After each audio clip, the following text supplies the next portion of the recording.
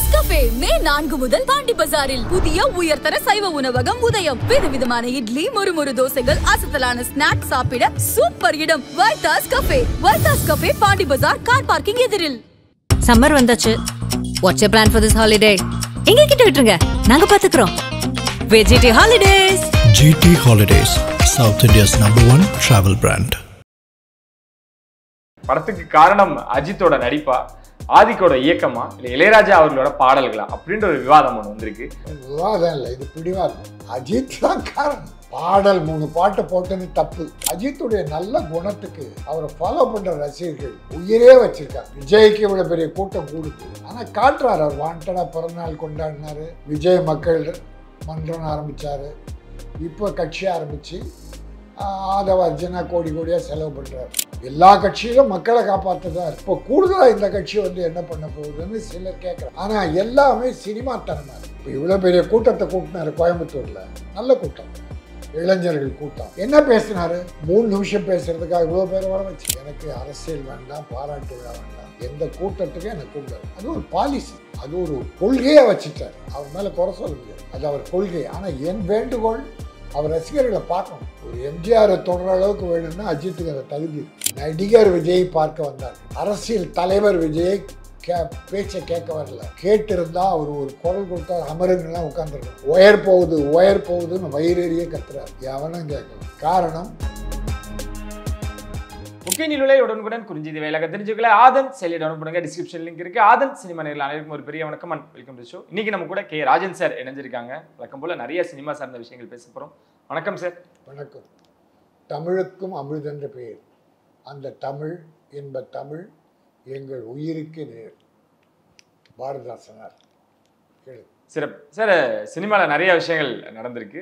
Good bad ugly அப்படின்ற ஒரு திரைப்படத்தின் மூலம் அஜித் அவர்கள் இத்தனை வருடங்களாக நடித்த படத்துலேருந்து எல்லாமே உடைச்சி ஒரு மிகப்பெரிய ஒரு வசூல் சாதனையை கொடுத்துருக்காரு. அந்த படத்தோட வெற்றியை நீங்கள் எப்படி பார்க்குறீங்க? படம் ரொம்ப நாளாக ஒரு படம் வரல. விடாமுயற்சி ஃபெயிலியர், சரியா இல்லை. அதுக்கப்புறம் ரொம்ப டிலே ஆயிடுச்சு. அதனால் அவர் வெறிகொண்ட ரசிகர்கள், அவர் மேலே உயிரே வச்சுருக்காங்க ரசிகர்கள். அவர்களெல்லாம் பல முறை படம் பார்த்தாங்க. அந்த கலெக்ஷன் ஏறக்குறைய 160-170 கோடியை தாண்டி இருக்கு. தமிழ்நாட்டில் மட்டும்? தமிழ்நாட்டில் அது தியேட்டர் அதிபர்களுக்கெல்லாம் பெரிய திருப்தி, மகிழ்ச்சி. ஏன்னா இதுக்கு முன்னால் வந்த படங்கள் நிறைய ஃபெயிலியர், லாஸ், தியேட்டரே ரன் பண்ண முடியாமல் கஷ்டப்பட்டாங்க. அந்த நேரத்தில் குட் பேட் அக்லி அவரை காப்பாது. ஏன் அஜித்துடைய பொங்கல் அந்த படமே சரியா இல்லையே? விடாமுயற்சி அது சரியில்லை. அப்போ ரசிகர்கள் என்ன பண்ணிட்டாங்க, டபுள் சாப்பாடு சாப்பிட்டாங்க. அந்த படம் சரியில்லை, ரொம்ப நாள் ஆயிடுச்சு படம் அதனால் இந்த படத்தை பல முறை பார்க்கணுன்னு அவருடைய ரசிகர்கள் தான் காப்பாற்றுறாங்க. அது இன்னொன்று, லேடிஸுக்கு விஷயம் இல்லை. லேடிஸு மட்டும் அந்த கதையில் விஷயம் இருந்திருந்தா, லேடிஸ் அட்ராக்ஷன் கதை இருந்தால் இன்னும் எங்கேயோ போயிருக்கும், பெரிய படமாக இருக்கும். அப்படி இல்லாத போதே இந்த கலெக்ஷன் பெரிய கலெக்ஷன், நல்ல கலெக்ஷன். அது மட்டும் இல்லை, அஜித்துடைய நல்ல குணத்துக்கு அவரை ஃபாலோ பண்ணுற ரசிகர்கள் உயிரே வச்சுருக்காங்க. இப்போது விஜய்க்கு இவ்வளோ பெரிய கூட்டம் கூடுது, ஆனால் காட்டுறாரு. அவர் வாண்டடாக பிறந்தநாள் கொண்டாடினார், விஜய் மக்கள் மன்றம் ஆரம்பித்தார், இப்போ கட்சி ஆரம்பித்து ஆதவ அர்ஜுனா கோடி கோடியாக செலவு பண்ணுறாரு. இவர் கொஞ்சம் தான் எடுக்கிறாரு. இவர் எப்போவுமே எடுக்க மாட்டாங்க, எல்லாம் வாங்கி போடுறதா உண்டி எடுக்கிறது இல்லை. சரி. ஆனால் ஆதவ அர்ஜுனா கூட பல பேர் ஏன் ஒரு குற்றச்சாட்டு இப்போவே இந்த பதவி போட்டாங்க மாவட்டம், அதுக்கே பணம் வாங்கிட்டு போட்டதான் வந்துச்சு. இவங்க எங்கே ஊழலை ஒழிக்கிறது? ஆக அப்படி அவர் ஒருத்தர் விளம்பரத்துக்கோ அரசியலுக்கோ மக்களை இத்தனை கட்சி தமிழ்நாட்டில் இருக்கு, எல்லா கட்சியிலும் மக்களை காப்பாற்ற தான் இருக்கு. இப்போ கூடுதலாக இந்த கட்சி என்ன பண்ண போகுதுன்னு சிலர் கேட்குறாங்க. சரி, ஏதோ வந்துட்டார், என்ன பண்ணட்டும். ஆனால் எல்லாமே சினிமா தனமாக இருக்கு. இப்போ இவ்வளோ பெரிய கூட்டத்தை கூட்டினார் கோயம்புத்தூரில், நல்ல கூட்டம், இளைஞர்கள் கூட்டம். என்ன பேசினாரு? 3 நிமிஷம் பேசுறதுக்காக இவ்வளோ பேர் வர வச்சு. வாக்குச்சாவடி முகவர்கள் கூட்டம், அவங்களுக்கு என்ன அட்வைஸ் கொடுத்தீங்க? அவங்க என்ன வேலை பார்க்கணும்னு சொன்னீங்க? ஒன்றுமே சொல்ல. அரசியல் இல்லை. அது மட்டும் இல்லை, முதல்ல பேச்ச ஆரம்பிச்சிட்டார். சாரி எல்லோருக்கும் வணக்கம் வணக்கம் வணக்கம் வணக்கம் அப்படின்னு பேச்ச ஆரம்பிக்கிறார். அரசியல் தலைவர் அதல்ல. இது வரைக்கும் பரல. அண்ணா விட்டுருங்க, அவர் பெரிய எம்ஜிஆர் முதலில் ரத்தத்தின் ரத்தமான உடன்பிறப்புகளே, கலைஞர் என் உடன் பிறந்த அப்படின்னு ஆரம்பிச்சு பிறகுதான் பேச்சு. இவர் சினிமாவில் டயலாக் எடுத்துக்கிட்டு பேசுகிற பழக்கத்திலே இன்னும் இருக்காரு. இன்னும் அரசியல்வாதி நிலைக்கு அவரும் வரல, அவர் தொண்டர்களும் வரல. பாருங்க, மைக்கை பிடிச்சிட்டு அங்கே ஒயர் போகுது அந்த பக்கம் போகாதீங்கன்றால் கேட்க மாட்டேங்கிறான் அவன். ஏன்னா அது பார்க்க வந்த கூட்டம், கேட்க வந்த கூட்டம் இல்லை. கேட்க வந்த கூட்டமாக இருந்தால் இவர் குறைஞ்சபட்சம் 3/4 மணி நேரமாவது அரசியல் கருத்துக்களை சொல்லியிருக்கணும். தேர்தல் ஏஜென்ட் எப்படி நடக்கணும்னு சொல்லியிருக்கணும். இதுக்கு ரகசியமாகவே ஒவ்வொரு மாவட்டமாக போட்டு போயிருக்கலாம். என்ன, அவர் அப்படி ஒரு விளம்பரத்துக்கு அரசியல்னு ஆரம்பிச்சிட்டார்.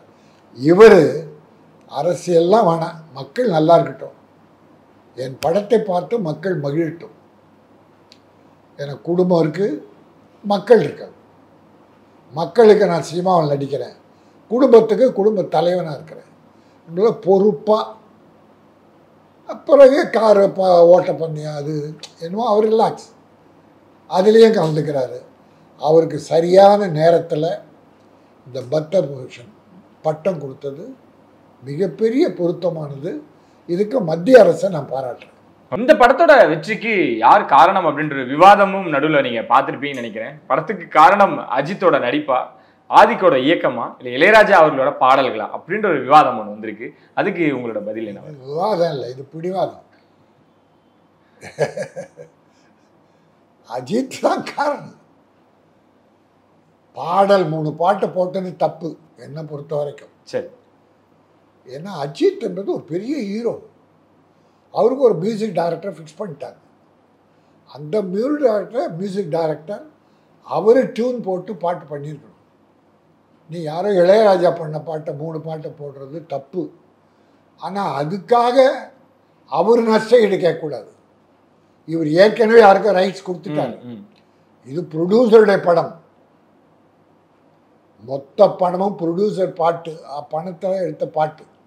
ஆனால் ப்ரொடியூசருக்கு அதெல்லாம் ஒன்றுமே இல்லை. ஆனால் அதை ரைட்ஸ் யாருக்கோ கொடுத்துட்டார். இவர் சரிகமப்பதான் நினைக்கிறேன் கொடுத்துட்டார். இப்போ இவர் ப்ரொடியூசர்கிட்ட பணம் கேட்குறாரு. அவங்க யார்கிட்ட ரைட்ஸ் வாங்கிட்டு தான் போட்டிருக்காங்க. இவர் யாருக்கு ரைட்ஸ் கொடுத்து பணம் வாங்கிட்டாரோ இளையராஜா, அந்த ரைட்ஸ் வாங்கினவங்ககிட்ட தான் அவங்க வாங்கியிருக்காங்க. பெர்மிஷன் வாங்கி தான் போட்டிருக்காங்க. அதனால் அவங்க மேலே எந்த குற்றத்தையும் நீங்கள் சொல்ல முடியாது. இப்போது ஆதித்யான்னு ஒரு படம், வேல்ஸ் இன்டர்நேஷ்னல் ஐஸ்வரி கணேஷ் தயாரித்த படம், பா விஜய் டைரக்ஷன், அர்ஜுன் ஜீவா. அதில் ஒரு பாட்டு இளையராஜா பாட்டை போட்டான், படத்தில் போட்டான். சரி, இவர் கேஸ் போட்டார், டெல்லியில் நடந்தது. இவரும் போட்டார், சரிகம பதம் போட்டது. இது எங்கிட்ட இருக்க ரைட்ஸ், நான் வாங்கிட்டேன், இளையராஜாவுக்கு பணம் கொடுத்து வாங்கிட்டேன். ப்ரொடியூசர் போடல, எவன் செலவு பண்ணி சோடாவிலேருந்து டிஃபன்லேருந்து வாங்கி கொடுத்தானோ அந்த ப்ரொடியூசருக்கு உரிமை இல்லை. ஆனால் இவர் அப்போவே சரிகமப்பதை விற்றுட்டார். அவங்க ரைட்ஸ் இருக்குது. இப்போ அவங்களும் கேஸ் போட்டாங்க. டெல்லி கோர்ட் என்ன பண்ணுச்சு, சரிகமப்பதனே அவங்களுக்கு தான் உரிமை, அந்த ரைட்ஸ் அவங்களுக்கு தான் சொல்லி 5 லட்சம் ஐஸ்வரி கணேஷ் 5 லட்சம் சரிகமப்பதாவை கொடுத்தார். இளையராஜா இன்னும் கேஸ் நடத்துகிறார், எனக்கு தான் வரணும் அப்படின்னு. என்ன பேராசை, யார் விட்டு பணத்தில் மொத்த பணத்தையும் வாங்கி தின்னுட்டு ஏன் பாட்டு ஏன் டியூனுன்னா, நீ வாங்கின பணம் அதெல்லாம் எதுக்கு கொடுத்தாங்க? கூலிக்கெல்லாம் வேலை பார்த்தீங்க, தப்பு. என்னமோ அவரை நீங்கள் திருத்தவே முடியாது. அதனால் அதை பேசி பயனில்லை. அந்த பாட்டுக்காக படம் ஓடலை. அஜித் என்கிற ஒரு மிகச்சிறந்த நல்ல மனிதர், ஓகே, அவருக்காக தான் குட் பேட் அக்லி பிரமாதமாக ஓடிச்சு. அதனால் அந்த பெருமை பூரா அஜித் சார்.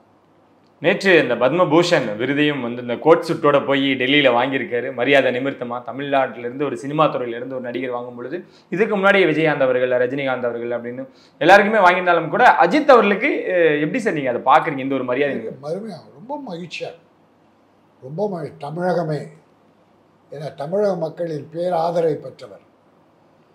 அவருக்கு இளைஞர் இப்போ விஜய் கூட்டம் மாதிரி ஒரு கூட்டத்தை அஜித் கூட்டினார்னு வச்சுங்க, அதை விட பெரிய கூட்டம் வரும். அவர்கிட்ட அவ்வளோ இளைஞர்கள் இருக்காங்க, ரத்தம், புதிய ரத்தம் பாய்ந்த இளைஞர்கள். ஆனால் அவர் கூட்ட மாட்டார், ரசிகர்களே பார்க்க மாட்டேங்கிறார். அவர் மட்டும் ஒரு 6 மாதத்துக்கு ஒரு தடவை ரசிகர்களை பார்க்குற ஒரு வழக்கத்தை வச்சாருன்னா எங்கேயோ போயிடுவார். அரசியல் வேண்டாம், ரசிகர்களை திருப்தி பண்ணால் அவரை பார்க்கணும், அதான் என் வேண்டுகோள். ஏன்னா ஒரு நாள் பாரு, அவர் ரசிகர்களை பார்க்காத போது இவ்வளோ வெறிகொண்ட ரசிகர்கள் இருக்காங்க. அப்போ அவர் பார்த்து ஒரு ஃபோட்டோ எடுத்து 6 மாதத்துக்கு ஒரு தடவை ஒரு டிஃபன் கொடுத்தாருன்னு வச்சுங்க. விஜயகாந்த் பண்ணார், ஞாயிற்றுக்கிழமையானா வெளியூரில் அந்த பஸ்ஸில் வருவாங்க, டி நகரில் ராஜாபாதர் தெருவில் ஆஃபீஸ் விஜயகாந்த், எல்லாருக்கும் பிரியாணி. ஞாயிற்றுக்கிழமை வர்றவங்கள விஜயகாந்த் அங்கே இருப்பார். அதனால தான் இன்ன வரைக்கும் அந்த ரசிகர்கள் அவரை மறக்கல. அதில் 50% அஜித் பண்ணார். இதெல்லாம் காலி ஆகிடும், இந்த கோயம்புத்தூர் கூட்டம்லாம் காலி. அதனால் வரமாட்டேங்கிறார். என்ன நடந்தாலும் இப்போ விடாமுயற்சி சரியா போகல அப்படின்னு விமர்சனம் இருந்தாலுமே கூட குட் பேட் அக்லியா அவங்க வெற்றி பெற வைக்கிறாங்க. என்ன நடந்தாலும் அஜித்தோட ஒரு கூட்டம் இருந்துகிட்டே இருக்காங்களா, அந்த அது எப்படி சார் அது? அதாவது படம் நல்லா இல்லைன்னாலும் ஒரு தடவை பார்த்துருவோம், படம் நல்லா இருக்குன்னா 2-3 தடவை பார்க்குறாங்க. கூட ஃபேமிலிஸ் நல்லா இருந்தால் ஃபேமிலிஸ் வரும். இது நல்ல படம், ஆனால் லேடிஸுக்கு விஷயம் இல்லை, இது ரசிகர்களுக்கு, இளைஞர்களுக்குரிய படம். அதனால் இந்த வசூலே பெரிய வசூல். ரசிகர்கள் 2-3 முறை படம் பார்த்துருக்காங்க. அதனால் இவர் அஜித்துடைய எந்த படத்தையும் எல்லா மக்களும் பார்ப்பார். அவர் ஒரு பொது மனிதர், அரசியல் சாயம் கிடையாது, ஜாதி மத வேறுபாடு கிடையாது, இந்த கட்சிக்கு சொந்தக்காரன் அந்த கட்சி சொந்தக்காரன் கிடையாது, தமிழக மக்களுக்கு சொந்தக்காரன். இதுதான் அஜித். அதனால தான் இந்த வெற்றிக்கு பெரிய காரணம். அந்த அது விருது வாங்கினதை பற்றியும் உங்களுக்கும் ஒரு மகிழ்ச்சியான ஒரு விஷயமா தான் நீங்கள் பார்க்குறீங்க? எனக்கு மட்டும் இல்லை, தமிழர்களுக்கே மகிழ்ச்சி, தமிழக மக்கள் அத்தனை பேருக்கும் மகிழ்ச்சி. பெரிய அது நம்ம நண்பர், எனக்கு மிக ரெட்டிப்பு மகிழ்ச்சி. இன்னும் பல விருதுகள் அவர் வாங்கணும். ஓகே, இந்த கார் ரேஸ்லேயும் அவரோட வெற்றி தொடர்ந்துக்கிட்டு இருக்கு. இப்போ பத்மபூஷனும் விருது வாங்கியிருக்காரு. நடிகர் சங்கத்திலிருந்து இவருக்காக இருக்கட்டும், இளையராஜா அவர்கள் சிம்போனி அவர்கள் வச்சு அதுவும் உலக நாடுகள் திரும்பி பார்க்கும் வகையில் அமைச்சிருந்தாங்க. நடிகர் சங்கத்திலிருந்து ஏதாவது இவங்களுக்கு உண்டான அங்கீகாரமோ இல்லை ஒரு விழாவோ எடுக்கணும் அப்படின்ற ஒரு வேண்டுகோளாகவும் நிறைய பேர் வச்சிருக்காங்க, குறிப்பாக இளையராஜா அவர்களுக்கு. அது எப்படி சார் பார்க்கறது? ஏன் நடிகர் சங்கம் அதில் இன்னும் முன் வரலை அப்படின்ட்டு? இல்லை, அஜித்தை பொறுத்த வரைக்கும் விழாக்களை விரும்புவதில்லை, சரி, பாராட்டுக்களை விரும்புவதில்லை. நான் என் வேலையை பார்க்குறேன், என் ரசிகர்களை திருப்திப்படுத்துறேன், அவ்வளோதான். எனக்கு அரசியல் வேண்டாம், பாராட்டு விழா வேண்டாம், எந்த கூட்டத்துக்கும் எனக்கு கூப்பிடாது. அது ஒரு பாலிசி, அது ஒரு கொள்கையை வச்சுட்டார். அவர் மேலே குறை சொல்ல முடியாது, அது அவர் கொள்கை. ஆனால் என் வேண்டுகோள் அவர் ரசிகர்களை பார்க்கணும், இன்னும் உயரும், இன்னும் உயரும். ஒரு எம்ஜிஆரை தொடர அளவுக்கு வேணும்னா அஜித்துக்கு அந்த தகுதி இருக்குது. அதை நான் விரும்புகிறேன். ஏன்னா எம்ஜிஆரில் அந்த இடத்தை ஒரு அஜித்தை தொடுவாரே, அந்த வாய்ப்பை மாட்டேங்கிறார், இழக்கிறாரே என்ற வருத்தம் எனக்கு உண்டு. இளையராஜாவுக்கு பாராட்டு விழா வச்சு என்ன பிரயோஜனம்?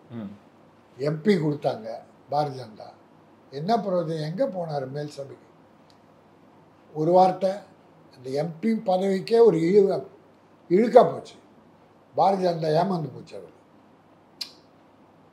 இப்போ கமலஹாசனு டிஎம்கே கொடுக்க போகிறாங்க, அது போன எலெக்ஷன்லேயே அவருக்கு வாக்குறுதி. போவார், நமக்கு ஆகுதோ ஆகலையே அது வேற, தவறாமல் போவார், பேசுவார், ஏதோ தமிழகத்து விஷயம் இந்திய விஷயம் பேசுவார். ஆனால் என்ன வேண்டுகோள்னா எல்லாருக்கும் புரிகிற மாதிரி பேசணும், அவ்வளோதான் என் வேண்டுகோள். இவர் பேசுறது எல்லாருக்கும் புரியணும், சரி அதை பண்ணாருன்னா போதும். அவர் கண்டிப்பாக போவார். இளையராஜா வேஸ்ட். ஷோ கொடுத்தாங்க ஒரு முறை பாரதிய ஜனதா, ஒரு கூட்டமாக 2 கூட்டமாக போனார், மீதி போகவே இல்லை. இதெல்லாம் இவங்களுக்கெல்லாம் வேஸ்ட், இந்த பதவிக்கே அவமரியாதை. புரியுது. சரி, இந்த கோயம்புத்தூர் விஷயம், அந்த ரசிகர்கள் சூழ்ந்த அந்த ஒரு படை சூழ அப்படின்ற மாதிரியான விஷயங்கள்லாம் விஜய் அவர்கள் தன்னோட மாச அடுத்தடுத்த கூட்டத்தில் காட்டிக்கிட்டே இருக்காரு. காட்டி என்ன சார் பிரயோஜனம்? காட்டி என்ன பிரயோஜனம்? நேற்று கூட்டத்துடைய முழு வெற்றி இல்லை. எதனால சார்? எதனால அப்படி சொல்லு? தலைவர் என்ன பண்ணணும், தொண்டர்கள் எப்படி நடக்கணும், பூத் கமிட்டியில் உன் வேலை என்ன? நீ மக்களை சிறுவாணி தண்ணி போல தூய்மையாக நடத்துவன்ட்டா போதுமா? சிறுவாணி தண்ணியில் கலக்கலை எதுவும். 2-3 வார்த்தை பேசுகிறா இவ்வளோ பெரிய கூட்டம் வந்தாங்க. அரசியல் எம்ஜிஆரை பார்த்தீங்கன்னா பேச்சை கேளுங்க, டேப் இருக்கு, எத்தனை டேப் பேச. நிருபர்கள்ட்ட ஆனாலும் சரி, பொது மேடையானாலும் 3/4 மணி நேரம் 1 மணி நேரம் பேசி மக்களை கன்வின்ஸ் பண்ணுவார். இல்லைன்னா மிகப்பெரிய ஆளுமை கலைஞர். கலைஞருக்கு எதிராக ஒரு கட்சி நடத்தி வெற்றி கண்டாருன்னா அவருடைய பேச்சாற்றல். அதுக்கு முன்னால் குறைவாக பேசிட்டு இருந்தார். அரசியல் கட்சி ஆரம்பித்த உடனே 1 மணி நேரத்துக்கு குறைவாக பேசவே மாட்டார். மக்கள் அப்படியே ஒரு கட்டுக்குள்ளே வச்சிருப்பார். நீ பேசணும். இவரேங்க சிரிக்கவே மாட்டேங்கிறாரு விஜய். சிரிச்சியா செல்லற கேட்பார் பொருள். அது அது நேற்று நிறைய பேர் சொன்னது, அவ்வளோ பெரிய கூட்டம் வந்தது. அது விஜய் நடிகர் விஜயை பார்க்கவா சார்? இல்லை அரசு நடிகர், நல்ல கேள்வி. நடிகர் விஜயை பார்க்க வந்தார்கள். ஓகே. அரசியல் தலைவர் விஜயை பேச்சை கேட்க வரல. கேட்டிருந்தா அவர் ஒரு குரல் கொடுத்தா அமருங்கெல்லாம் உட்காந்துருக்கணும். ஒயர் போகுதுன்னு வயிறேறியே கத்துறார். எவனும் கேட்கல. காரணம், அவன் பார்க்க வந்தவன். இளைஞர் பட்டாளம் இருக்கு, அதுக்காக நான் குறை சொல்ல. அதை நல்வழிப்படுத்துறதுக்கு பல விஷயம் அரசியல். அதை இன்னும் அவர் தொடரல, அதுக்கு வரல. அவர் கைட் பண்ணுற ஆதவன் அவர் ஒரு லீட் பண்ணன்னு பார்க்குறாரு. ஓகே. புஷி ஆனந்த் அவர் ஒரு ரூட் எடுக்கிறார். அவர் ஆரோக்கியசாமி, ஜான் ஆரோக்கியம் அவர் ஒரு ரூட் எடுக்கிறார். அந்த 3 பேருக்குள்ள 3 விதமாக இருக்கும். வெங்கட்ராமன் பொருளாளர், அவரு. இவருக்கு மக்களோட நேரடி தொடர்பே கிடையாது விஜய்க்கு. அது உருவாக்க மாட்டாங்களா சார்? விஜய்க்கு அந்த ஆர்வம் இருந்தாலும் இவங்க அந்த கட்டமைப்பை உருவாக்க மாட்டாங்களா? ஒரு சசிகலா எப்படி ஜெயலலிதாவை எந்த தலைவர்களும் கட்சி தலைவர் பார்த்துக்கிட்டாங்களோ அந்த மாதிரி இந்த 4 பேரும், அதுவும் புஷி ஆனந்த் விஜயை மக்கள் பார்க்காத அளவுக்கு மேடை கூட்டு வர்றது, அந்த பொம்மையை காட்டுறது, கையாட்டுறது, சினிமா டைலாக், கிளைமேக்ஸ் டைலாக் பேசுறது, அதோட ஓடிடும். இந்த 4 பேர் கைக்குள்ள விஜய் இருக்கார். அவர் மக்கள்கிட்ட இன்னும் வரல, தொண்டர்கள்கிட்ட இன்னும் வரல. இப்போ அங்கே கூடின கூட்டம் வாக்கா மாறாது, எல்லாரும் நடிகர் விஜயை பார்க்க சேர்ந்த கூட்டமாக தான் அது பார்க்க. அத்தனையும் வாக்கா மாறாது, அத்தனையும் வாக்கா மாறாது. நான் சொல்கிறேன், 8 to 10% ஓட்டு கிடைக்கும். ஓகே. இப்போ சூழ்நிலை இன்னும் இந்த 1 வருஷத்தில் இதே மாதிரி போனார்னா குறைஞ்சிடும். இன்னும் அவருடைய நடவடிக்கைலாம் வேற மாதிரி பக்கா அரசியல் கட்சி ஆக்கணும்.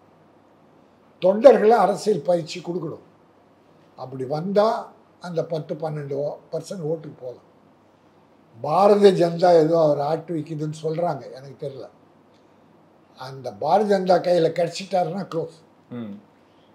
அதில் சிக்கவே கூடாது. ஏன்னா ஒவ்வொரு ஸ்டேட்டும் பார்த்துட்டோம். ஆட்சி அமைச்ச கட்சிகளே கலைச்சி உடைச்சி அவங்க கட்சியை அனுப்பிச்சு ஆட்சி அவங்க. அதனால் விஜய் அவங்க பயன்படுத்த பார்ப்பாங்க. அதுக்குரிய ஏன்னா இவர் பெரிய கோட்டீஸ்வரர். இப்போ மத்திய அரசுடைய இன்கம் டேக்ஸ், நம்ம அமலாக்கத்துறை எல்லாத்துக்கும் அவர் பயந்து தான் ஆகணும். அதனால தான் அவங்க பேரே பாரதிய ஜனதா பேரே சொல்ல மாட்டேங்கிறார். ஓகே. இப்போ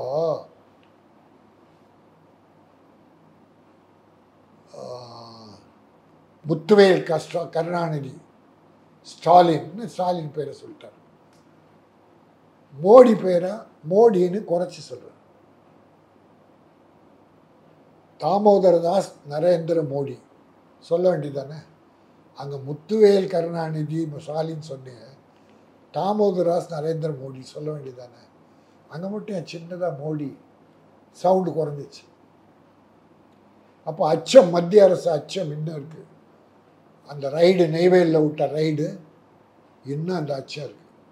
மேடையில் பண்ணக்கூடிய விஷயங்களா இருக்கட்டும், அதுக்கு உண்டான செலவுகளா இருக்கட்டும், விஜய் அவர்கள் இன்ன வரைக்கும் தன்னோட கை காசு தான் பண்ணிக்கிட்டு இருக்காரு அப்படின்னு ஒரு கை காசெல்லாம் ஒன்றும் பண்ண மாட்டார். ஆதவ அர்ஜுனா, அதனால தான் அவனுக்கு அவ்வளோ பெரிய பொறுப்பை கொடுத்தாங்க. ஓகே, அவரும் பலரும் சேர்ந்து பண்ணுறாங்க. இவர் கொஞ்சம் தான் கொடுப்பார், முழு தொகையெல்லாம் கொடுக்கவே மாட்டார். இனிமே கொடுக்க மாட்டார். இனிமே கொடுக்க மாட்டார்.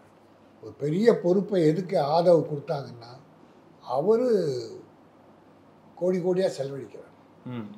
அப்புறம் வேறு மத்திய அரசுலேருந்து வருதுன்னு பாரதிய ஜனதா அவங்க இயக்கதான் கேள்விப்பட்டேன், அது உண்மையாக தெரியாது. அவங்க பணமும் வருதுன்னு நேற்று யாரோ சொல்லிட்டு இருந்தாங்க, ஒரு அரசியல் தலைவர். அது உண்மையாக பொய்யா நமக்கு தெரியாது. ஆனால் விஜய் தன் பணத்தை அதிகம் எடுக்க மாட்டார், அதை மட்டும் ஞாபகம் வச்சு போக தெரிஞ்சு. 2026 நெருங்க தன்னோட அரசியல் வேகம் அதிகரிக்கும் அப்படின்ற மாதிரியான விஷயங்கள் சொல்லியிருக்காரு. பாப்பா சார் என்னென்ன நடக்க போகுது? நல்லா பண்ணட்டும். 26 ஆட்சி கிடையாது,